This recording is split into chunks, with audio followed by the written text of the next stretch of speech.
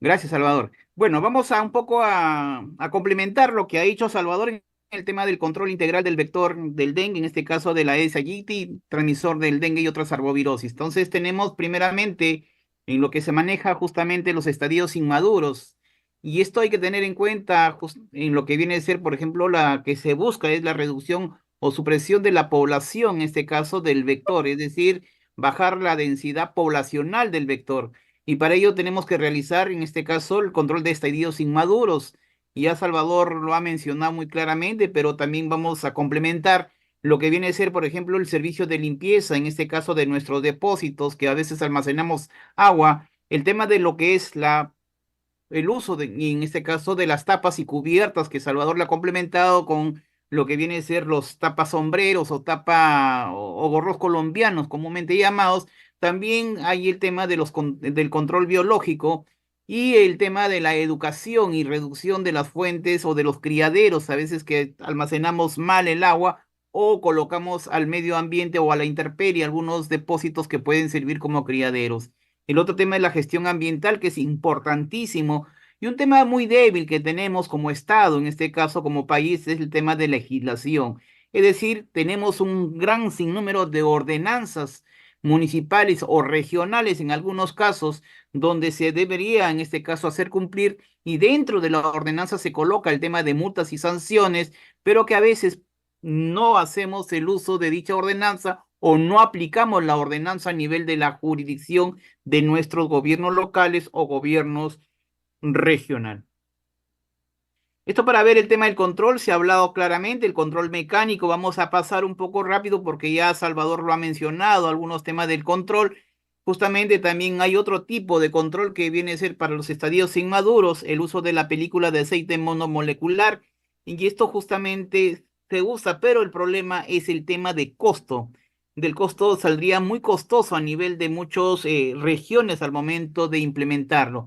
Tenemos el otro tema, es el control físico, que justamente tiene que ver mucho algunos, digamos, factores ambientales, como es la temperatura. En este caso hay que ver muy claro que el vector tiene que tener una temperatura adecuada que va generalmente entre un promedio máximo de 19 a 23 o 25 grados, donde es favorable para que el vector desarrolle temperaturas muy elevadas, en este caso mayor a 31 que tiene, no es favorable para el desarrollo del vector. También el tema de la luminosidad, hay que ver bastante, el tema de sonidos en este caso y la radiación ionizante que justamente actualmente viene utilizándose en lo que viene a ser los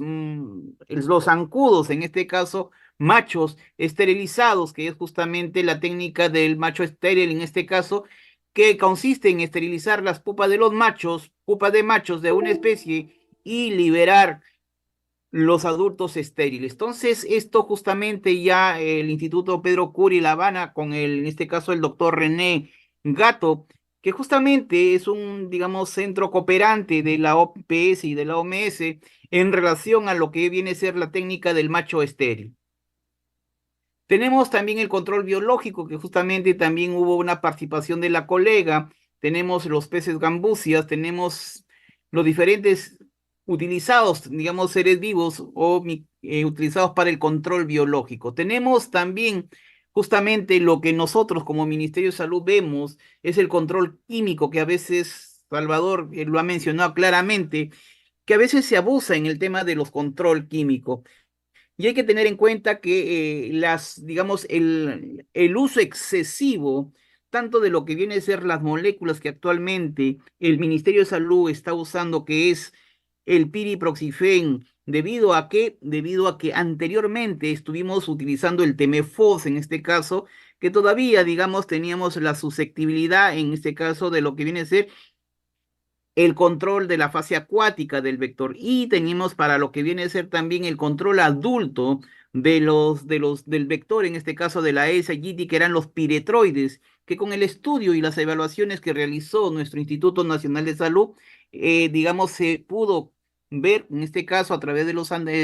las evaluaciones realizadas por el INS, es que había ya resistencia a los piretroides. Es por eso que se decidió cambiar al uso de las moléculas que justamente es el malatión y para no sobreexponer al vector Aedes aegypti, a digamos a dos moléculas, tanto en fase inmadura como fase adulta, es que se decidió cambiar previa evaluación con lo que viene a ser el uso de la molécula del piriproxifen. Entonces, esta sobreexposición originaría primeramente digamos, acelerar el mecanismo de resistencia del vector. Y para ello hay que tener conocimiento técnico, es importante. Primeramente debemos conocer bien la bioecología, como lo viene justamente informando el amigo Salvador, la formulación y equipamiento adecuado,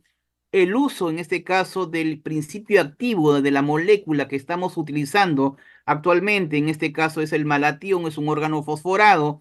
y cuándo iniciar y cuándo parar las intervenciones. Esto es importante que nosotros debemos tener en cuenta. Actualmente nuestro sector salud está recomendando solamente el uso de lo que viene a ser la molécula malatión para las nebulizaciones cuando tenemos transmisión activa. Es decir, solamente cuando hay a través de las direcciones de epidemiología la notificación de casos, en este caso, se estaríamos nosotros haciendo el uso de lo que viene a ser el malatión. Hay que ver también algunas condiciones antes del uso, en este caso, de lo que viene a ser el control adulto. Primeramente, hay que ver las condiciones ambientales y a veces no consideramos, por ejemplo, el tema del viento y la dirección del viento que nosotros a veces tenemos, en este caso, y la velocidad del viento que se está dando en áreas geográficas donde nosotros estamos interviniendo, la temperatura que también debemos tener en cuenta, hay que aplicar de acuerdo al horario y esto es importante que nosotros veamos el horario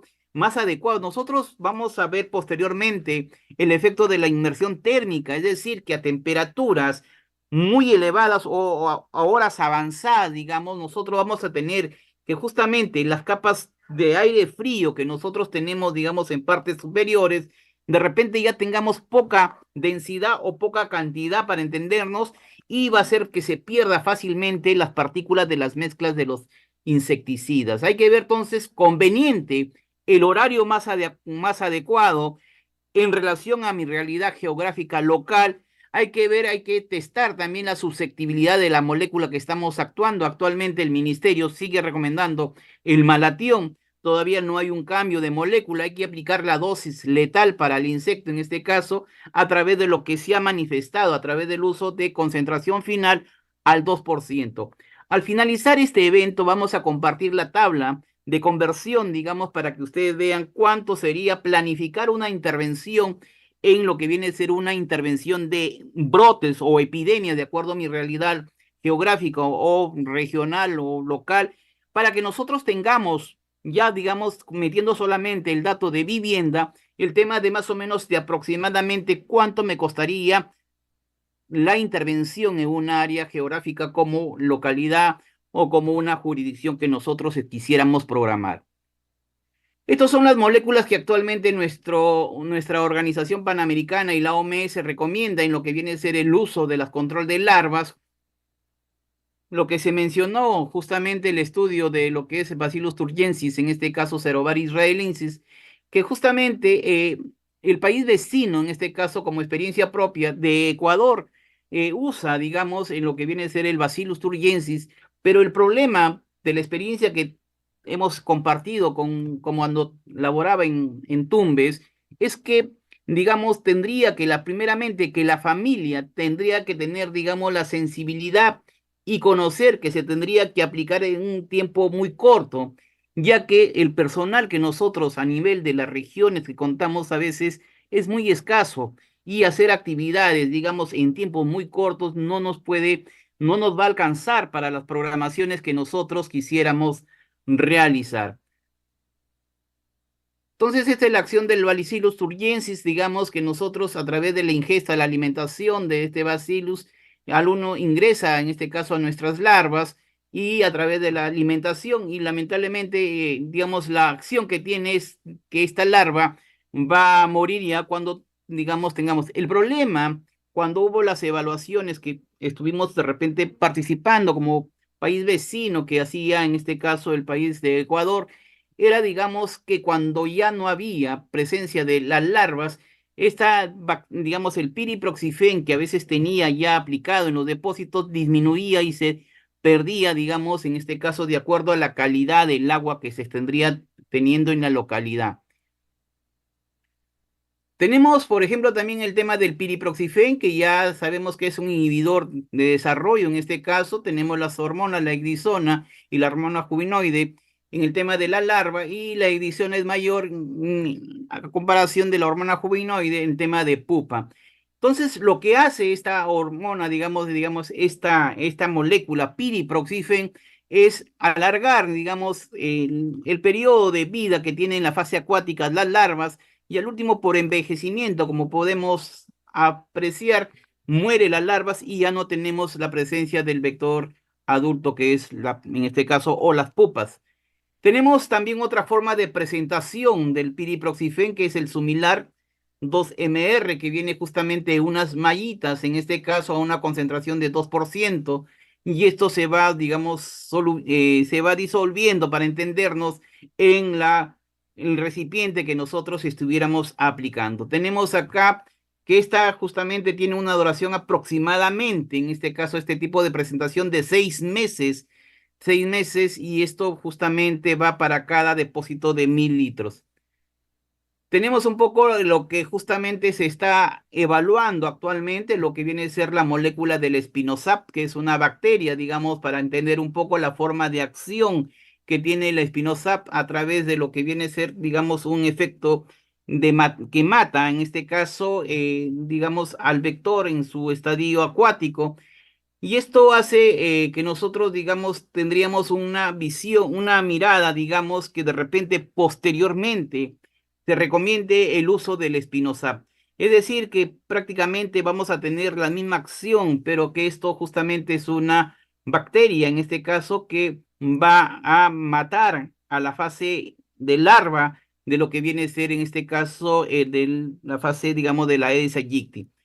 Esta es la dosificación. Va una pastilla para 200 litros de agua, que nosotros debemos tener en cuenta. Y el producto de formulados es el Natural DT 7,48%. Lo viene evaluando justamente colegas que están actualmente, como es, por ejemplo, la Jereza Lambayeque, que está haciendo las evaluaciones con el Spinosap y está obteniendo resultados, digamos, favorables en el tema. La idea es ver cómo el Instituto Nacional de Salud de nuestro ministerio trata de hacer una evaluación en varios puntos para poder de repente tomar la decisión como el sector salud, para ver la utilización respectiva. Hay que ver siempre y cuando el tema de las mediciones de los depósitos, para ver la cantidad que se requiere, en este caso, en cada uno de ellos, a través de la fórmula conocida. Y esto un poco para ver algunos desafíos en el tema del manejo de integrado de los vectores, y justamente hay que apostar en el tema de la corresponsabilidad, en este caso de la familia en nuestra comunidad. Yo creo, mientras nosotros no comprometamos a la familia, que tiene una participación activa en por lo menos mantener un entorno saludable, vamos a seguir brote tras brote, y de repente ya son convirtiendo a muchas regiones en regiones endémicas, justamente porque vienen ya de varios años o cada, digamos, años consecutivos con transmisión activa. El otro tema es el fortalecimiento de uso de métodos que garanticen la no producción del vector adulto. A veces vemos que es una debilidad cuando nosotros visitamos a las viviendas por parte de cuando hacemos actividad de supervisión, y a veces hay, digamos, un poco el malestar de la familia, en que cuando se aplica el piriproxifen a veces ellos no ven que la larva muera. Entonces hay que utilizar, digamos, las estrategias a través de la educación que nosotros debemos brindar, y dar el mensaje claro que en este caso la larva va a seguir viéndose, pero y que al último de unos tiempos nosotros tenemos, o de unos días, digamos, que esta larva va a morir. Hay que ver también el tema del liderazgo, que es importante. A veces, lamentablemente, no tenemos voceros a nivel de nuestras regiones, en este caso por parte de nuestros directores o gerentes regionales de salud, para comunicar a la sociedad civil, donde comprometa a la sociedad civil y a los gobiernos locales en que tienen que participar activamente en lo que viene a ser la eliminación de los criaderos, y principalmente apostando a la prevención del control del dengue y otras arbovirosis. Entonces yo creo que es importante, primeramente, cuando ya estamos frente a las epidemias o a los brotes, conocer un poco de las estrategias de intervención, Y esto viene a ser primeramente el horario de intervención en el control adulto, el efecto de la inversión térmica, que es importante que nosotros debemos tener en cuenta. Primeramente, el horario de aplicación. Miren, nosotros tenemos que ver que hay una capa de aire frío en las primeras horas de la mañana, tenemos después luego una capa de aire caliente, aire frío. Cuando nosotros aplicamos en horarios no adecuados, digamos, lamentablemente esta capa de aire frío ya no lo vamos a tener y por lo tanto las neblinas que nosotros apliquemos se va a perder fácilmente en el espacio. Y los que darían, digamos, como efecto, digamos, negativo, es que no va a permanecer las nieblas en horarios no adecuados de la aplicación. Por eso, amigos y colegas, es necesario que de todas maneras nosotros veamos el horario más adecuado de las intervenciones, teniendo, digamos, la calidad de la intervención al momento de realizar. Sabemos los ciclos biológicos, los ciclos de intervención. En este caso, justamente nuestro sector salud recomienda que deben ser ciclos cortos de 3 a 5 días para tener el impacto favorable, es decir, para el control de los brotes epidémicos, en este caso de dengue.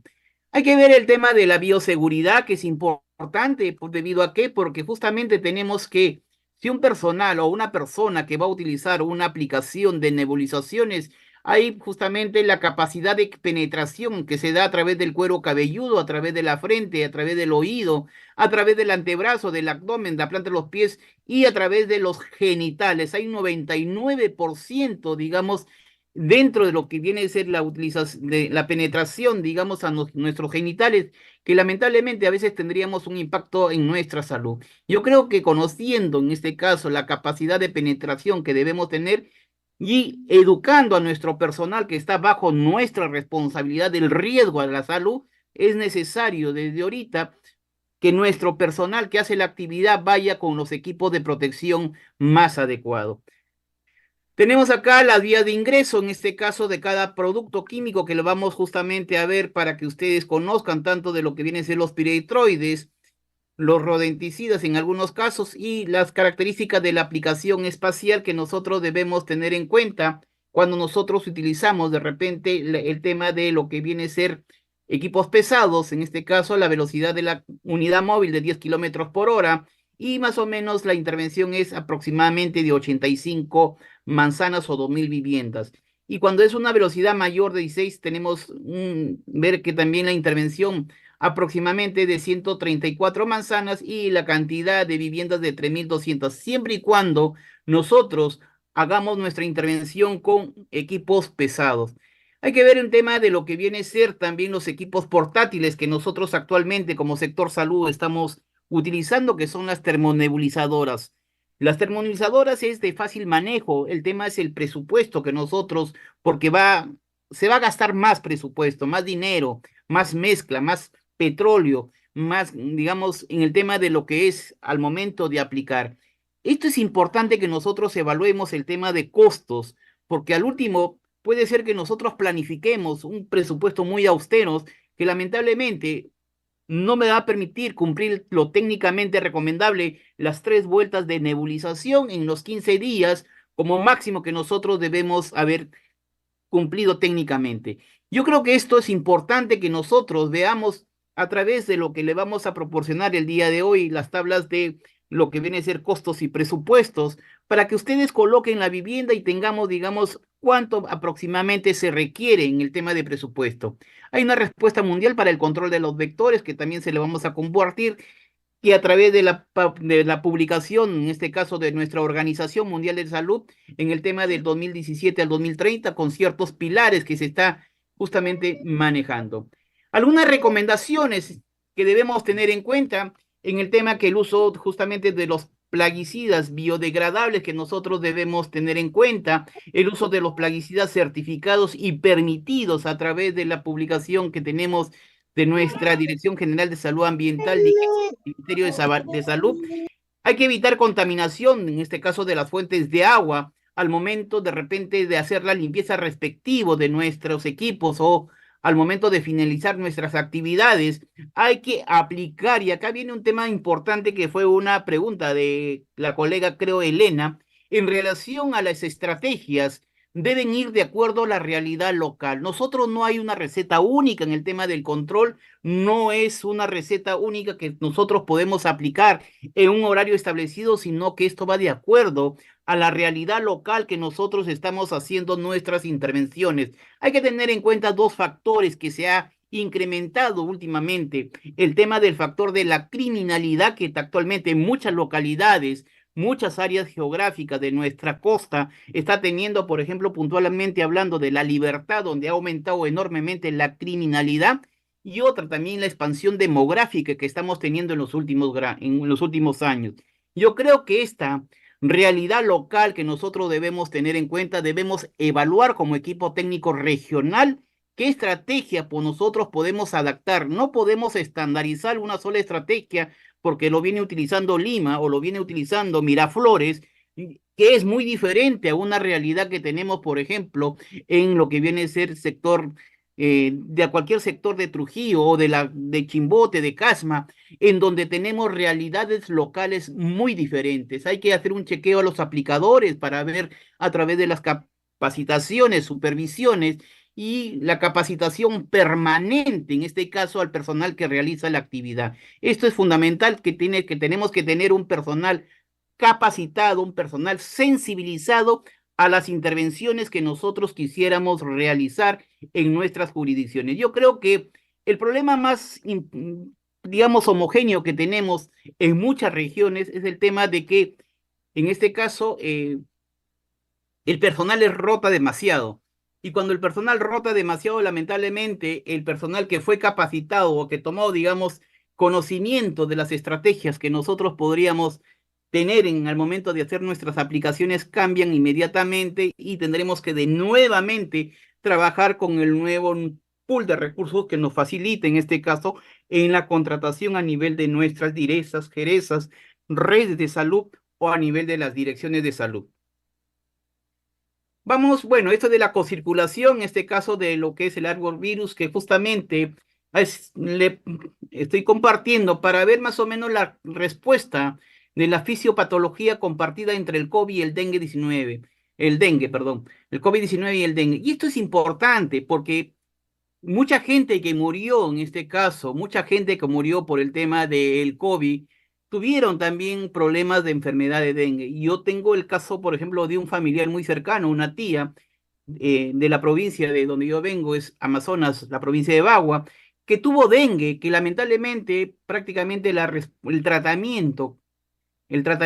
que le dieron no fue el adecuado, lo tuvieron como si fuera el tema de un COVID, pero que justamente es necesario que todos nosotros conozcamos bien, tenemos la fuente bibliográfica, en lo que corresponde a la fisiopatología del dengue, que hay justamente la fuga del plasma, que es un factor crucial y está medida principalmente por la respuesta inmunológica del huésped. Hay varios inmunomediadores, en este caso incluidas las citocinas proinflamatorias como es el factor de necrosis tumoral, la interleuquina 6, el interferón gamma y las quimiosinas como es el inhibidor de la migración de los macrófagos que se asocia, digamos, con la pérdida de plasma. Esto es importante que nosotros tengamos que la función plaquetaria alterada, en este caso, en el problema ya de la enfermedad del dengue, y el aumento de los niveles de proteína C reactiva también son responsables de la pérdida del plasma, en este caso, que se asocia con la interacción entre proteína no estructural y las proteínas específicas. En relación al COVID-19, que también es el mismo mecanismo fisiopatológico que tiene, que es justamente la sobreactivación de la función de las células T efectoras y el aumento de la producción de las citocinas inflamatorias. Y acá tenemos que es también la interleuquina 6. En este caso tenemos lo que acumula es la tormenta de citocinas junto con otros mediadores inflamatorios como es la interleucina 1, el factor de necrosis tumoral y el factor gamma, contribuyen a la pérdida de plasma también, sino también a otros trastornos vasculares como es la permeabilidad. En este caso, ambas enfermedades originan que haya permeabilidad vascular y la coagulación trinvascular diseminada. Tenemos entonces, acá vamos a ver, prácticamente tenemos casi el mismo mecanismo, en este caso, de lo que es la parte fisiopatología, tanto para lo que viene a ser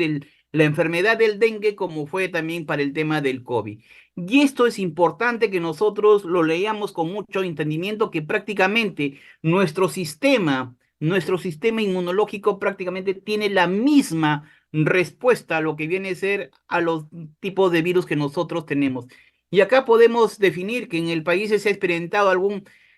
alto riesgo en el tema de los brotes de dengue y deben mantenerse las medidas del control durante la pandemia. Lamentablemente, es por el temor, nosotros bajamos como sector la guardia en el tema de la pandemia y mucha gente, muchos familiares de repente murieron también con lo que fue la enfermedad del dengue. Yo creo que esto es importante que nosotros de repente lo leamos con más detenimiento en el tema de lo que fue, digamos, el problema de lo que si fue COVID o fue dengue. Yo creo que nos faltó bastante diagnóstico con certeza para mucha gente que áreas netamente endémicas a la enfermedad del dengue de repente dejaron de existir o nos dejaron por el tema de que solamente fue considerado todo como fue la enfermedad del COVID en ese momento. Tenemos acá este cuadro que podemos ver en este caso la sintomatología para COVID y para dengue y prácticamente en algunos coincide la sintomatología y era necesario que nosotros tengamos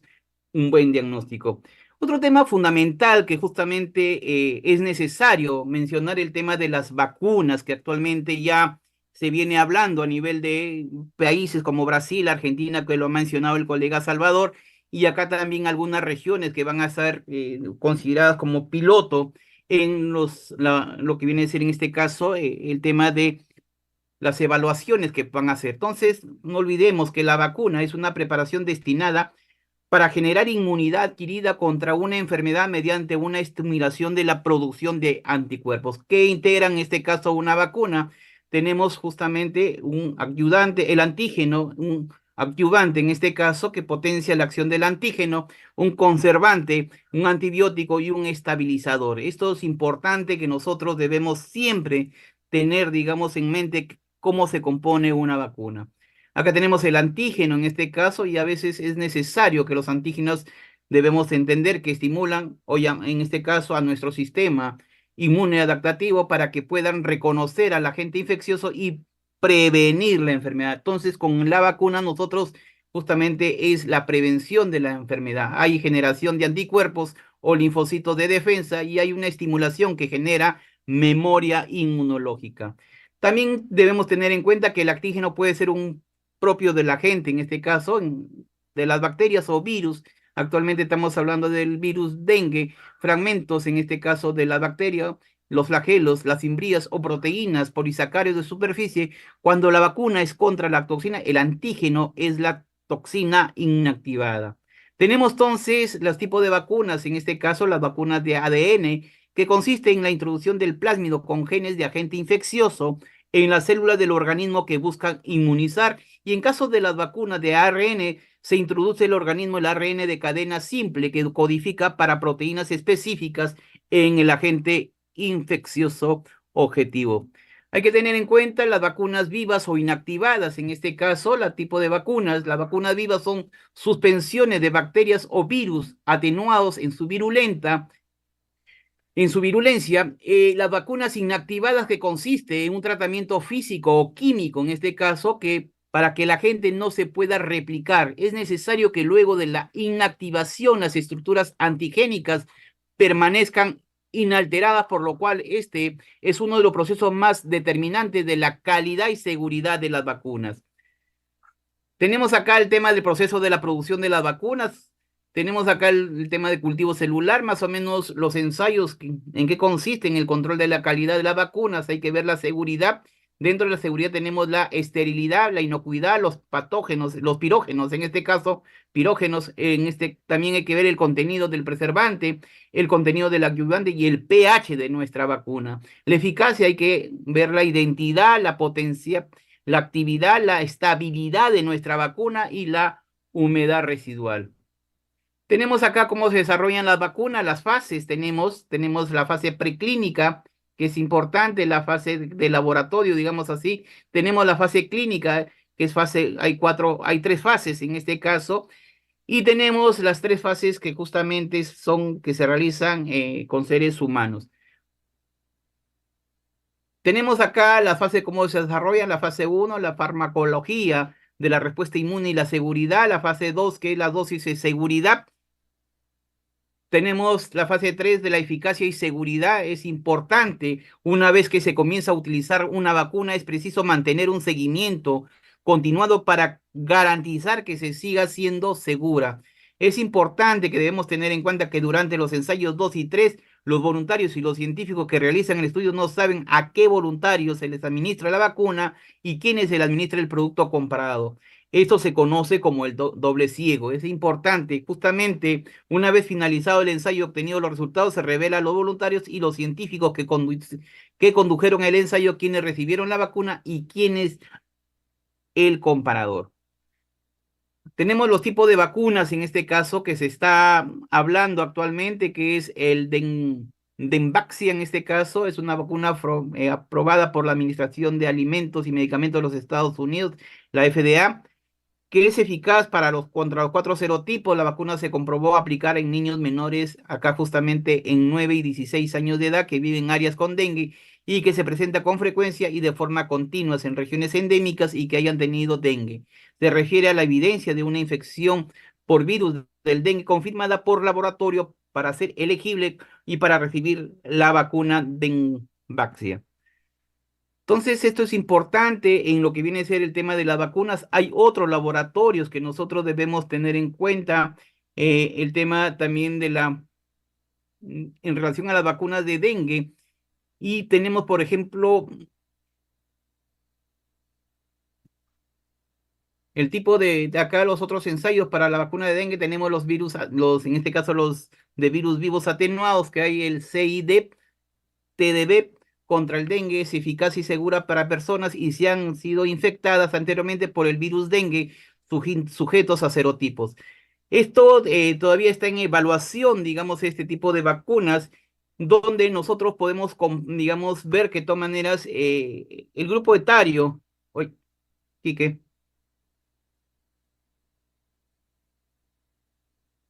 Quique,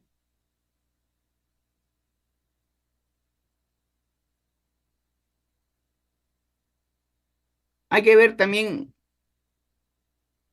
los grupos etarios en este caso de 9 a 16 años y también justamente es para enfrentar los serotipos, en este caso el DEN 4, el DEN 3 y tenemos también para lo que viene a ser el DEN 1.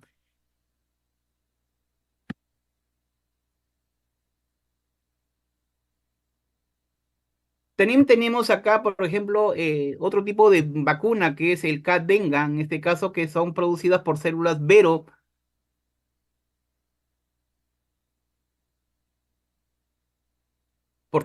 mediante la tecnología del ADN recombinante, en este caso por los genes de proteínas de superficie específicas en cada serotipo insertado el esqueleto, en este caso del dengue tipo 2. Esta vacuna contiene los cuatro serotipos del virus dengue y se administra la vacuna a una persona. El sistema inmunológico, en este caso, identifica los serotipos atenuados como extraños y fabrica anticuerpos. Se requiere dos dosis entre 0 a 3 meses y para niños, en este caso, de 4 a más años. Esto es importante que nosotros veamos también la fase digamos, en fase 3 ¿qué vacunas tenemos? Tenemos la TB003, que es una vacuna recombinante compuestas por el virus dengue 1, el 3 y el 4, en este caso, de longitud completa y un componente del virus dengue 2, que es quimérico. Tenemos que se encuentra en la segunda fase, en este caso están haciendo evaluaciones todavía en Brasil en relación a esta vacuna. Tenemos otro tipo de virus que está en la fase uno. Tenemos el TDENPIB, en este caso /DPBI. Tenemos que justamente vienen trabajando un grupo de investigadores como tenemos, por ejemplo, el Fiocruz, el Walter Reed, que se encuentra elaborando las vacunas del virus entero inactivado purificado tetravalente. Y tenemos los diferentes números, digamos, tipos de vacunas, y tenemos, hay otra que justamente Sanofi ha lanzado, la Denvaxia también, en este caso, el 15 de febrero de 2017. Y esto justamente es contra lo que es personas para 9 y 45 años de edad. Tenemos también otros antivirales, en este caso, aprobados por el CDC, que debemos tener. En este caso, tenemos también algunos antivirales, como son algunos trabajos. En este caso, en el año 2028, un equipo internacional ha elaborado, en este caso por el Instituto Rega de la Universidad Católica de Lovaina, en Bélgica, desarrolló un inhibidor ultrapotente del virus dengue, una molécula antiviral aprobada por ratones que demostró ser excepcionalmente eficaz contra todas las variantes del virus y que podía en este caso, emplearse para tratar y prevenir, en este caso, la enfermedad del dengue. Hay estudios que todavía seguimos en relación a lo que viene a ser el manejo de las brigadas, que es importante en el tema del control vectorial. Es necesario ver la actividad de cada uno de ellos, en este caso los responsables de manejar la actividad vectorial, que es importante tener en cuenta el jefe de brigada y sus actividades correspondientes que deben realizar el inspector de vivienda, que es muy importante, y el jefe de brigada, el que designa también el tema de las actividades de cómo realizar de acuerdo a normativa existente. Esto es importante para lo que viene a ser las actividades que nosotros debemos tener en el tema del uso de las nebulizaciones con los equipos portátiles, en este caso, y el avance, en este caso, por cada turno aproximadamente es entre 50 y 60 viviendas por cada motopulverizadora o termonebulizadora respectivamente. Este es lo que viene a ser el control adulto con equipos, digamos, que tenemos por equipo pesado, la planificación que debemos tener en relación al tema de lo que es la actividad de intervención, que es lo que se requiere en este caso, tener en cuenta el número de habitantes, el número de viviendas. Hay que ver el tema, la logística necesaria que debemos tener en cuenta, el uso de mapas. Hay que ver el tema de identificación y capacitar al personal que va a conformar la brigada de campo. Hay que realizar el mapeo de viviendas para la distribución respectiva. Hay que coordinar con el área de comunicación en lo que viene a ser la planificación, difusión de la actividad, y con el tema del área de promoción de la salud con los mensajes educativos que se quiere brindar. Siempre es necesario una buena planificación y una buena organización con el rol que cumplen los responsables de brigada, los jefes de brigada. En el tema de las intervenciones en relación al nebulizador también, que es importante, que tiene que tener el conocimiento de la técnica de aplicación, en este caso dentro de la vivienda. Y ya también del anotador, que es necesario, que se debe justamente preparar, en este caso, antes del ingreso del nebulizador a las viviendas. Hay que brindar el mensaje adecuadamente, hay que mantenerse cerca del nebulizador, no podemos dejarlo porque él tiene que ser, digamos, el que guíe, en este caso al aplicador o al nebulizador, qué vivienda corresponde a la intervención.